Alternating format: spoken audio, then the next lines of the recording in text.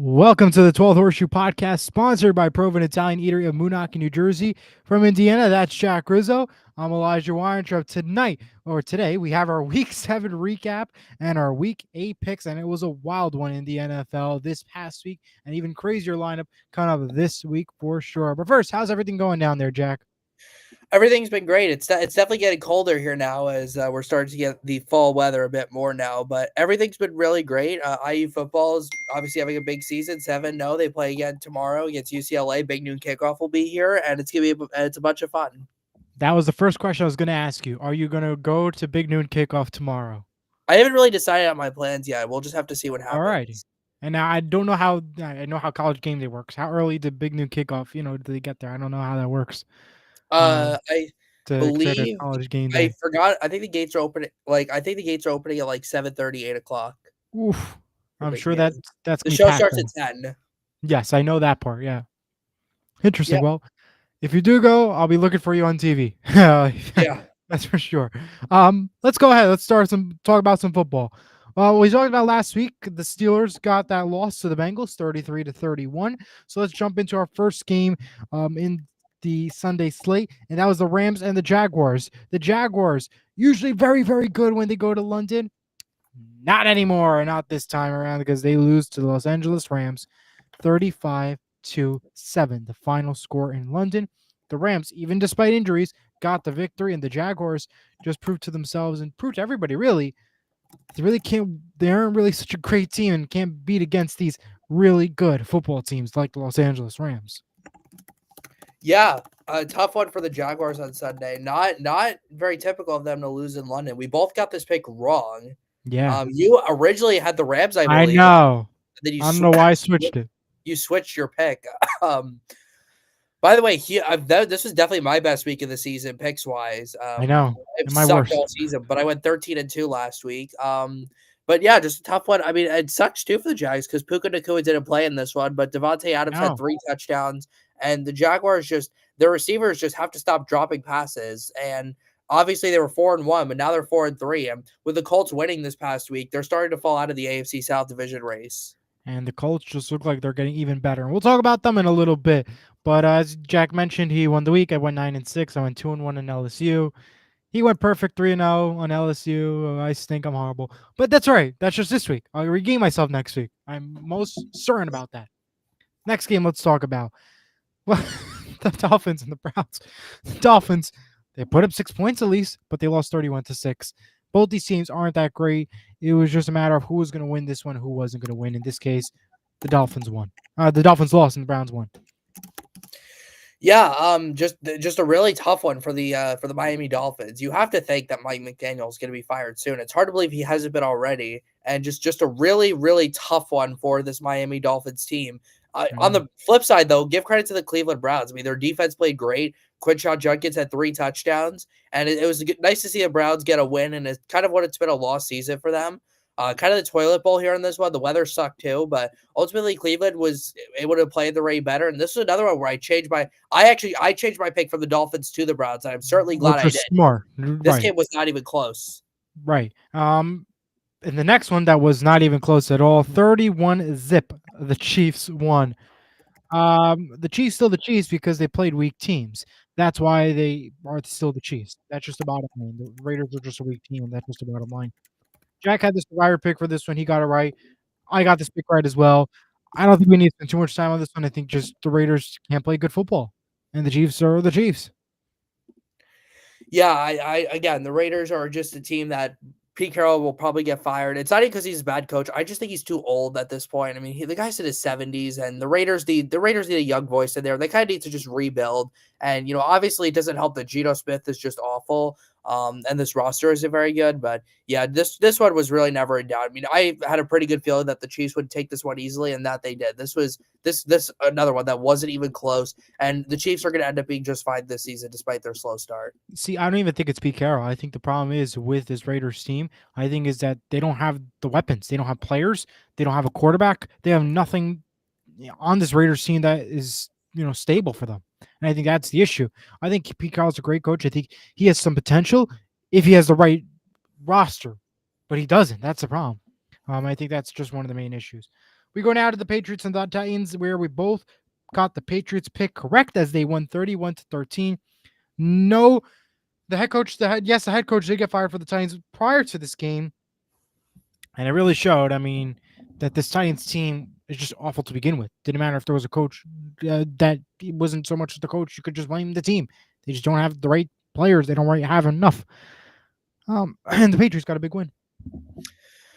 Yeah, just again another game that wasn't really that competitive, and this one hurts even more for the Titans because Mike Vrabel was their head coach. It was a very good coach. For whatever reason, they decided to fire him, and look what he does. He comes back to Tennessee and he wins by 18 points. The funny thing about that too is the Mike Vrabel has more wins in his first 7 games as the Patriots head coach than the Titans have had since they fired Mike Vrabel, which was nearly I 2 years know. ago now.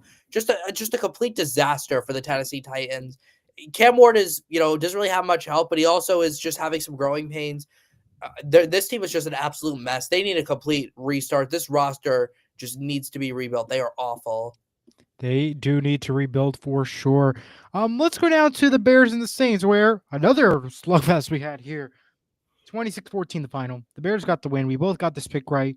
The Saints are just not a great football team, but they did put up 14 points, so that is a plus on the side of things. But the 1 o'clock window is quite very boring, that's for sure. Yeah, this game was actually a bit closer than I thought it would be. The Bears offense never really found their footing in this one, but their defense saved the day. Again, I'll give the Saints credit. They've honestly been pretty competitive in all their games this year, but they just haven't been able to match up with these other rosters that are just way more talented than them. And hey, give credit to the Bears. 0-2 start, but they've won 4 in a row. And obviously, they have another big test coming next week, and we'll have to see if they can keep it going. We going out to the Philadelphia Eagles, who took on the Minnesota Vikings. And the Eagles once again dominated. The final score 28-22. We both got this pick right. And fly, Eagles, fly to the road to victory because they won another game and trying to keep it tight in the NFC East. And will they continue to dominate? Will they get number one at the end of the season? Only time will tell. Last night, though, the last week's game, though, for sure, says that they are going to be the number one team in the NFC East. Yeah, for sure. This was just a rough one for the Vikings. I'm just not really sure how much longer you could throw Carson Wentz out there. We saw that even more last night, which we'll talk about in a bit. But the Vikings are they're just really limping right now. A bunch of injuries, especially on the offensive line. Eagles didn't really even play that well in this game. Saquon Barkley, what is going on with him? He has just Mhm. not been that good this year. Second year Give slump. credit, yeah, yeah. Madden curse. But Jalen Hurts has been fine. The defense has really been what's won them all these games, though. Obviously, the Eagles still have a lot of time in the season to get their offense figured out. They're going to have to do it soon before they start to fall behind in the NFC standings. They do. And we go now to the last boring 1 o'clock game of the week. The Panthers beat the Jets 13-6. Oh, by the way, the Jets are 0-7. Not much new there. And the Panthers won because they played the Jets. That's just the bottom line. Yeah, exactly. This just was not a good game for the Jets. Justin Fields got benched. Tyrod Taylor didn't really do much else. But this is just even more frustrating because of how well the Jets defense has played really all year. I mean, they've only given up 1 touchdown in the last 2 games. But That's the fair. fact that they are still sitting here at 0-6 or 0-7, I'm sorry, and just 0-7. Yeah. playing as poorly as they have. I'm not even sure who you start at quarterback the rest of the season, but you've got to feel for Brees Hall and Garrett Wilson and really the entire defense because they're just being wasted right now by this quarterback play. They are for sure. And we go now to the best of the 4 o'clock window. We had an exciting 4 o'clock window. We sure And let's did. start off with that New York Giants football game versus the Broncos. For those of you, including myself, turn on the TV or just switch channels or did their own thing in the fourth quarter. Well, the Giants were winning. They did really good. It was all right. The Giants are going to get a win. This is actually looking promising. Then the last 5 minutes showed up. The Broncos tied the game. The Broncos win a football game 33-32. Why though? How do you lose that game so bad and easily? Well, I'll tell you why. Your kicker missed 2 kicks, 2 extra points. Are you kidding me?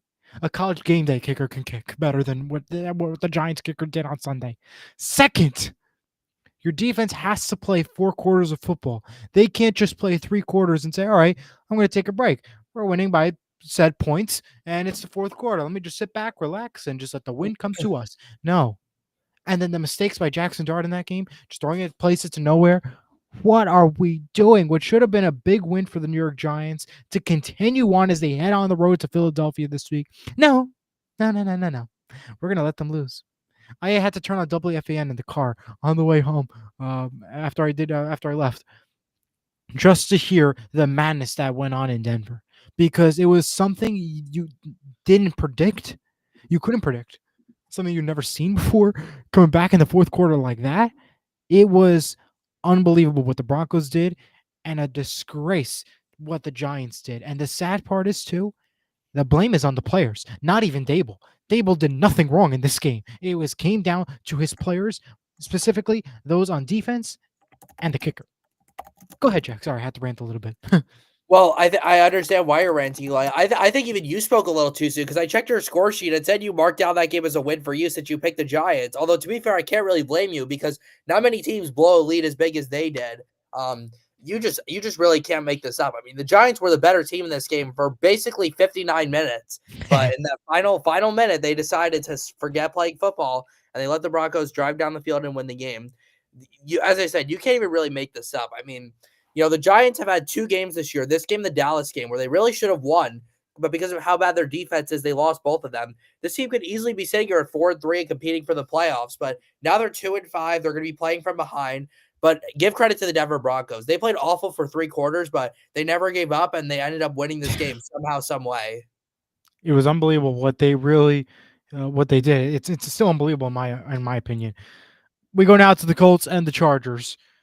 And the Colts are the best football team in the National Football League, ladies and gentlemen. They beat this Chargers team 38-24. They're winning the Super Bowl, in my opinion. And I think the Colts right now are the best team right now to watch out for. I mean, I know, Jack, you're in Indiana. I'm sure you're happy right now. And I know that when come playoff time, and if you guys still number one, I know you'll be in Indianapolis watching that game in Lucas Oil, that's for sure. But tell us about that big win. Yeah, it was a really nice win for the Colts here at on the road, especially after losing in Los Angeles back in week 4.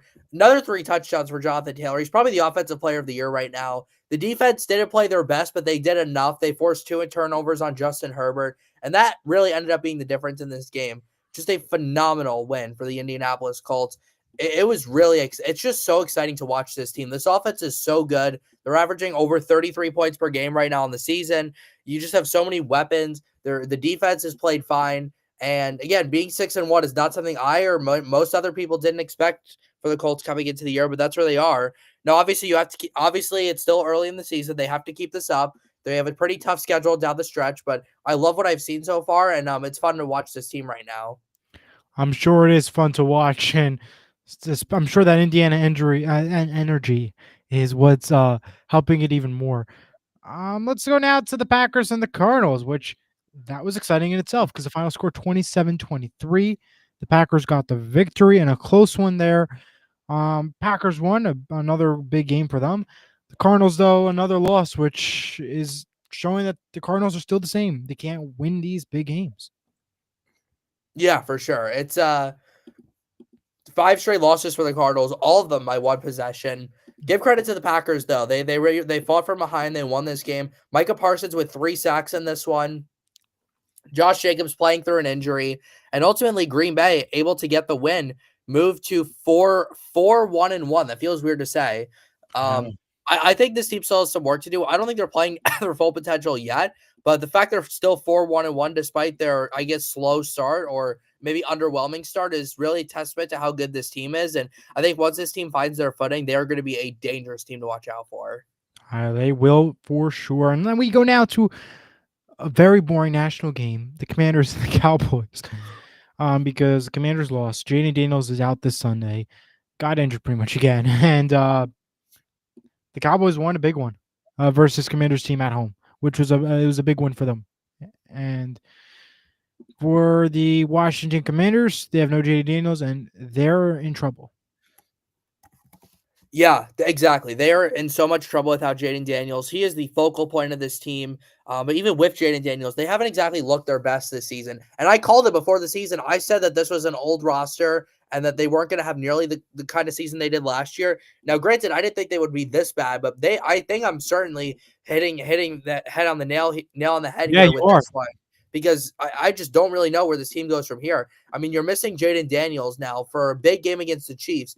I mean, I'll play spoiler. They're probably going to end up being 3-5 now after this week, and that's a hard hole to dig Not out of, wrong. especially when you got the Eagles who have just won the Super Bowl, the Cowboys who are again they have the second best offense in the league after the Colts, and even the Giants have been a good opponent for most teams this year. So I'm just not really Yeah. sure where this team goes. But on the Cowboys side, they're fun to watch too because their offense they just score a bunch of points and their defense did enough to win this game. And if the Cowboys had, I don't know, somebody like Micah Parsons, they could be a Super Bowl contender. That is absolutely a fair statement there to make. I think if Jaden Daniels was healthy, I think this would be a whole different Commanders team, and I think that's just the bottom line. I think we might see a better team, maybe a lot more wins on the season, but I think because of his injuries, the way he's been playing, it shows, and that's why they have the record that they have. Um, let's go now to Sunday Night Football. The Falcons lose to the 49ers 20-10. The 49ers got a much needed win, but this Falcons team is a team you have to question. One week they have a crazy win, the next week they have a crazy loss. This is one of those crazy losses that I'm talking about because they lost 20-10 to the 49ers, which should have been a win. Yeah, exactly. It's just really this team is just so confusing. It's hard to figure out what we're really getting from this Atlanta Falcons team. I mean, obviously last week you have that great win over the Bills, and then you just put up a dud over the 49ers. I honestly think this defense is pretty good, but I just don't know what's going on with this offense. Like you have all this talent like Bijan Robinson, Drake London, Kyle Pitts, and for whatever reason, they are just not utilizing that. And I think their offensive coordinator Zach Robinson has to take some of the blame for this. And there's a chance he could be out of a job soon, and he probably should be out of a job soon because this Falcons team needs a new person to call plays on offense because that offense has the potential to be one of the best in the league. 1000%. And now we go to the Buccaneers and the Lions. And this is another team we really can't. Yeah, you don't know who to really pick because one week they look like the best team, they win big, and this week they lose 24-9 and lose Mike Evans on top of that as in part of an injury. But the Lions got a big win, and that was a major win for them. But this Buccaneers, though, some questions need to be asked. What happens next? Now you have Evans injured. What happens next? Yeah, exactly. That is a huge question. Well, it's going to put a lot of pressure on Emeka Ibuka to continue to have the stellar rookie season he's been having, but I think what we really have to talk about in this game is how good the Lions defense has been. I mean, only 9 points allowed to one of the highest scoring offenses in the league. First year defensive coordinator, Kelvin Shepard, he's doing a tremendous job there in Detroit. And the scary thing about Detroit, similar to Green Bay, is they haven't found their footing yet. They haven't exactly looked dominant this year. But you think about once they do, it's going to be hard to stop this team. No. Their defense is great. Jameer Gibbs had a long touchdown run. They are a fun team, man. And they've always been that way under Dan Campbell, but just wait for this team to get hot because when they get hot, nobody's stopping them. Alrighty, we go now to the Texans and the Seattle Seahawks. First, raise your hand if you watched it till the end of the game on Monday night. You did? I did. Really? Okay, I fell asleep. Because I didn't start class Tuesday. I didn't have a class till like 11 a.m. So Okay, so you could sleep in. Okay, yeah, no, I didn't. Yeah, because I was had to wake up early. So no. yeah, Monday and Um, Wednesdays are my early mornings. wow. Well, I'm glad you got to see the game because I watched not even the first quarter. Sorry. um, but the Seahawks got the win. And the Texans are just not a good football team. 27-19 was the final score. They got a win because they play the Texans. There are definitely some issues that need to be changed though from the Seattle team, but overall, a pretty good win for Seattle. Yeah, well, you're only 1 point off from getting the score exactly right. No. I think there are some changes to be made here in Seattle, but I don't think they're really huge changes. I just think they need to get the run game going a bit more. And maybe just have like some like they just had some like really like Cooper Cup throwing an interception. Like I don't know what they were doing there. They were up 14-0. They were about to go up 21-0. I believe they also fumbled at the goal line after like picking up a Yeah. fumble from the Texans, something like that. Yeah, so it's just like small things like that. This game really should have been a blowout. So obviously it's not ideal that this was close, but the Texans defense is really good. So a win is a win. But speaking of the Texans, though, that offense is so painful to watch right now. I don't know what's going on with CJ Stroud. I don't know what's going on with that offensive line, but they are just terrible right now. And I'm not really sure when it's going to get better for Houston. You could say terrible again for sure. We go now to week 8. We both got this Chargers pick right for Thursday Night Football as they got the victory over the Minnesota Vikings. 37-10 the final. Yeah, the Vikings are just not I mean, Wishy the second washy. wishy-washy. 1 week they're good, 1 week they're not. I mean, last week they weren't good, but in week 7 and now week 8 they got another loss. But the Chargers, another wishy-washy team, lost to the Colts. Got a big win though this week. It's the wishy-washy teams on Yeah, Thursday night. wishy washy teams. Man, they got to get JJ McCarthy back in there, right? Like Carson Wentz is he's battered, he's bad, and they just looked awful in this game. I don't even really know what to say about the Vikings. I mean, like last year, it's hard to believe that this team last year won 14 games because this year they have just not looked the same. Give credit to the Chargers though, big bounce back after the loss to the Colts, turning around, turning around after a short week and beating the Vikings. Really good for the Chargers. 5-3 now on the season. Still right in the mix of that division title. And yeah, it's gonna be an interesting watch for the rest of the season. All right, with that, let's go now to week 8 picks where Jack tells us who's on bye and what our games are. Jack? We have this is our biggest bye week of the season by far. We've got 6 teams on bye this week. Unfortunately, not 7. It's only 6. Ha! But the 6 teams on bye this week are the Cardinals, Jaguars, Lions, Raiders. Thank goodness. Rams and the Seahawks too. Yeah. We got 3 teams from the NFC West on bye this week. Yeah. By the way, 3 teams in the NFC West are all 5-2, and you got the Cardinals at 2-5. And then you have Cardinals. It's funny because the Cardinals honestly, actually started the season 2-0, and they've lost 5 straight now. yeah. They, I mean, much needed. I mean, for the Cardinals, the Jaguars, the Raiders, it's much needed to get a bye. For the Yeah, Lions, Rams, Seahawks, honestly, they could have really kept on playing.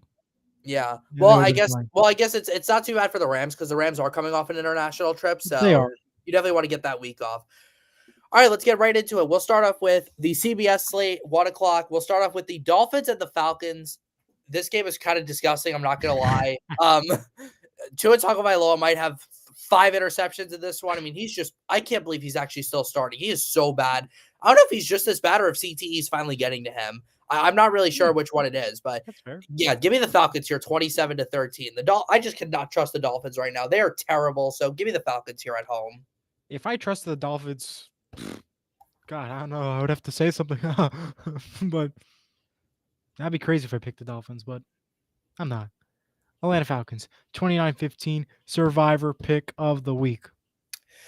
Okay, let's move over to Baltimore. We got the Bears facing the Ravens, also on CBS. Lamar Jackson looks like he's going to make his return this week for the Ravens, which is much needed for a team who is 1-5 and has really struggled.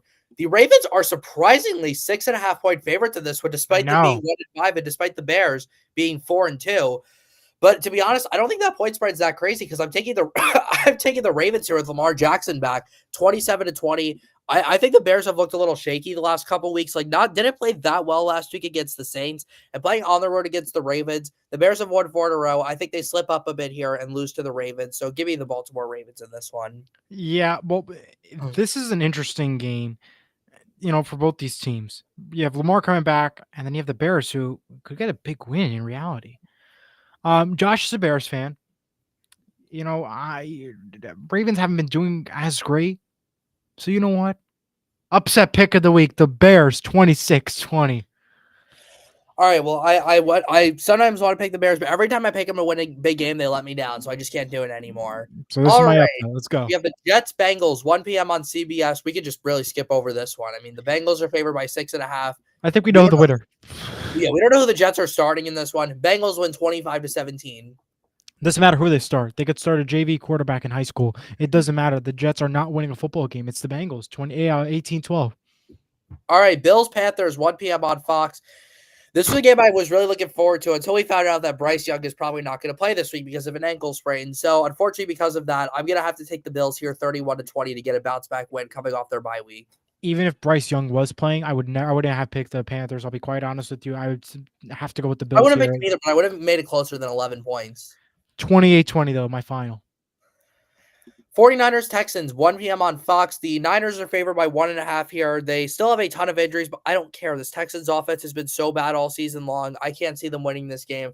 49ers, I think their fans are going to take over that stadium. So give me San Francisco 23-17. Or I'm sorry, 24-19. I read your score. 24-19 over over the Yeah, Houston Texans. I'm going with the Niners in this one. 49ers for the victory. Final score 23-17. If this is the time for a win, now is the time. Browns Patriots 1 p.m. on Fox. Yeah. Sorry, Cleveland, you had a great win last week, but you're going up against the Patriots now. 30-10 New England. That's my lock of the week. Keep it nice and simple. One win's good enough. But for the Patriots, it's another win that's going to keep on rolling. The one win referring to the Browns, by the way. So give me the Patriots 24-15. Drake May, Daniel Jones, Tom Brady, Peyton Manning 2.0. It's possible. I don't know about that. I think Giants, Eagles. they're playing weak teams. That's why. The Chargers aren't a weak team though. We just beat the Chargers. Mm, I mean, they're better than like the Raiders. I guess. I Next. mean, wait. The Patriots beat the Bills though too in Buffalo. That's true. In Buffalo, yeah. Yeah, that's All right, true. But we got still. the Giants, Eagles, 1 p.m. on Fox. This game's in Philly. They're favored by 7.5 here. The Giants beat this team 2 weeks back, but I think the Eagles are going to learn from their mistakes. I think they'll win this one at home, 28-20. Although I think the Giants keep it close, though. You know what? The Giants are this wishy-washy team. 1 week they win. 1 week they blew a comeback and lose a game. But this is Philadelphia Eagles team. 1 week they look really good.